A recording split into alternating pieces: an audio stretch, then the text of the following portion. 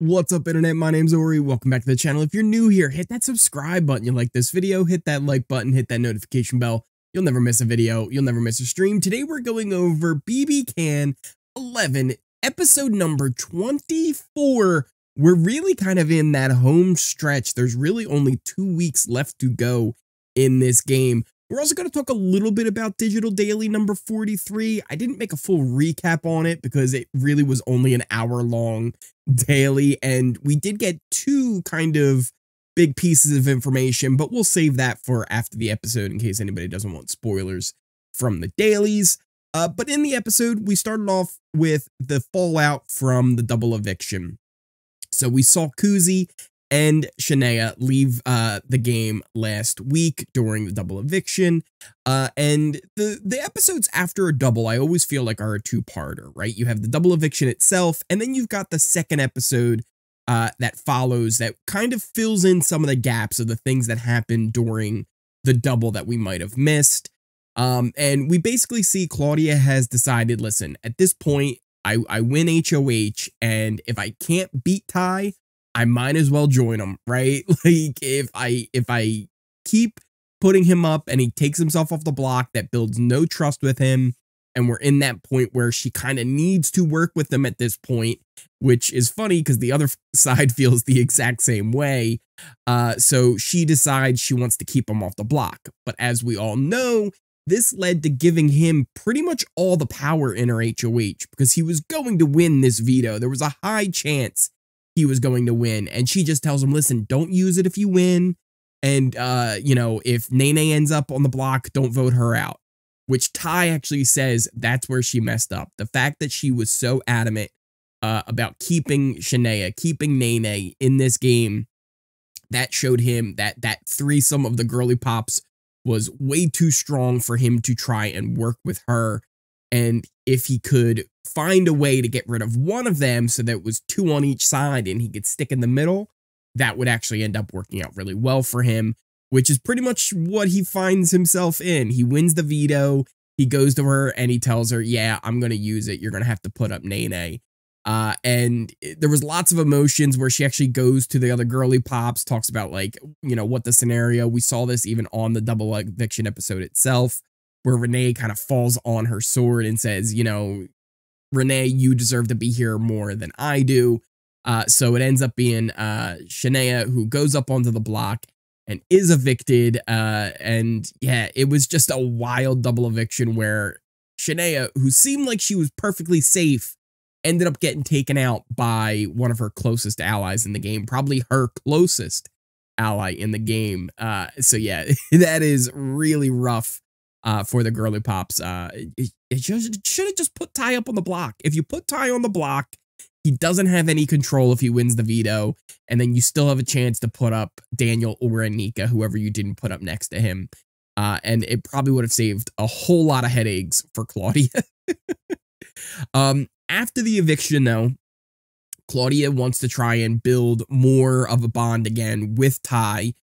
And tells him about, you know, even Renee as well, because I don't know how much she told Renee about this, but she tells them about, you know, there was a final four that they were trying to build with, you know, Daniel and Anika, her and Shanae. So that what kind of comes out. Later, he ends up having a conversation with Anika and Daniel, and Anika tries to tell him about this final four, and he's like, oh, I already know about it. Like, you guys don't think I know things? Like, I know things.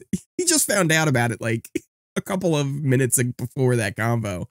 But it was still kind of funny to see her try and do that. She also tries to do that later with the crown. But again, he already knows because of Kuzi, and that's a whole thing.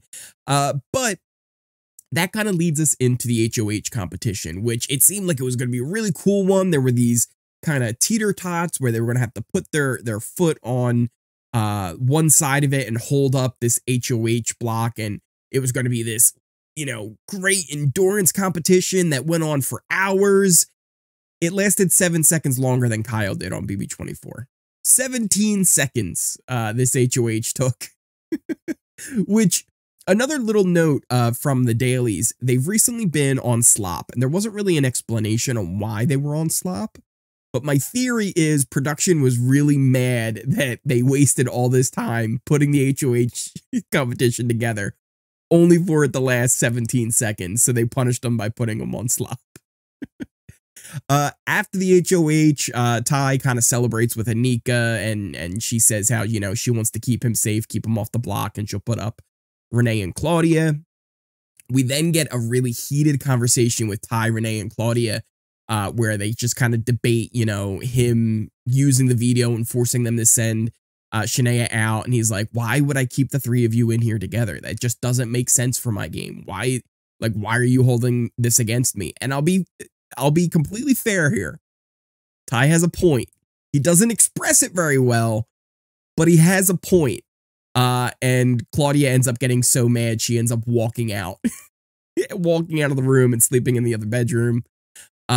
We then move on from that to things like Anika meeting with Ty, again with the whole crown situation. That all came up.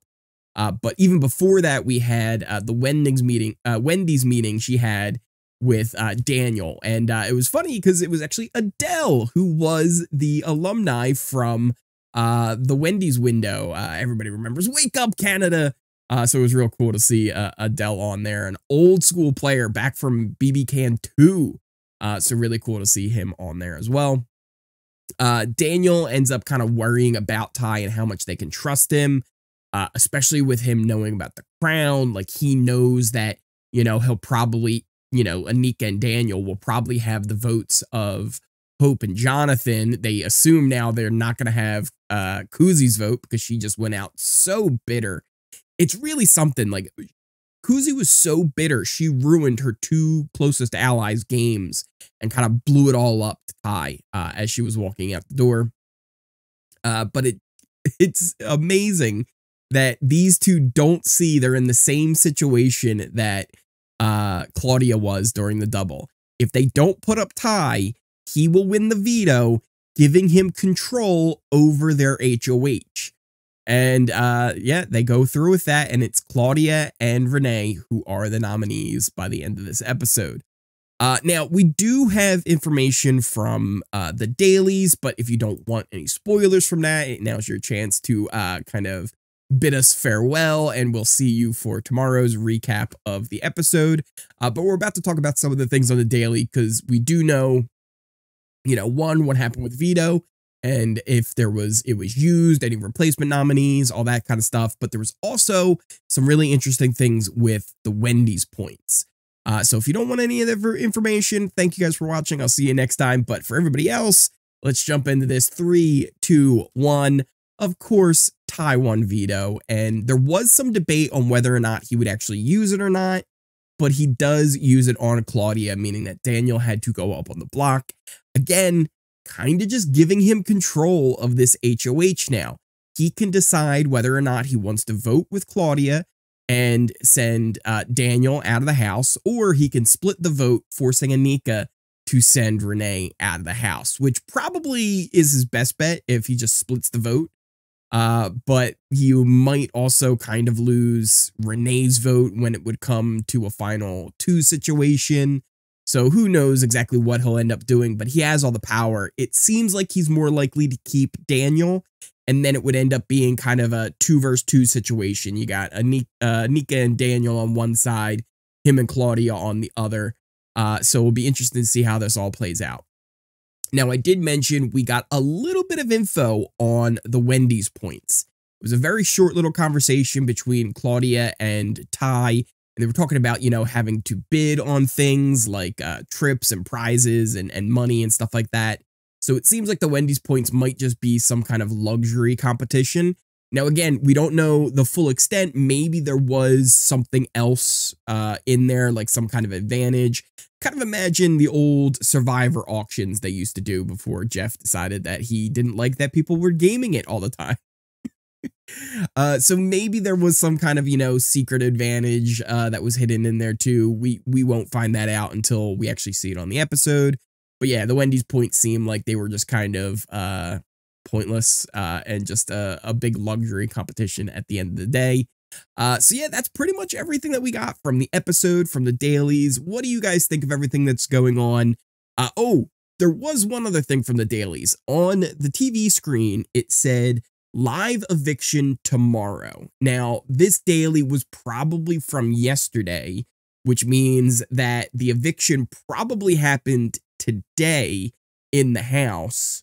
So we might see it on tomorrow's episode, or it might just air on Thursday's episode. If that's the case, they might not have dailies for us until probably Friday. There's potential even that maybe just with the expedited week, we might not get dailies really kind of at all going forward. That might have been the last daily that we get. We don't know. But yeah, it's going to be kind of interesting to see how this all plays out. What do you guys think? Who should Ty choose to evict? Should he make Anika and send Renee by splitting the vote? Or should he send Daniel and then just leave himself with the 3 girls? What do you think is his best play? Of the 5 who are remaining, who would you like to see make it into the final 3? And let me know everything that's going on with your thoughts on the episode, the dailies, the Wendy's points, and how they seem like they might have been pointless. Let me know all your thoughts down in the comments down below. Thank you guys again so much for watching. If you are new here, hit that subscribe button. You like this video, hit that like button. Hit that notification bell so you never miss a video, you never miss a stream. Check out the links to all my socials in the description down below. You can check out things for my Twitch, my Twitter, my Discord, the new Kick stream. We'll be live watching Survivor over on Kick, so make sure you come check us out. Links are in the description, pinned comment down below. Check that all out. Thank you guys again so much for watching. I appreciate each and every one of you, and I will see you next time.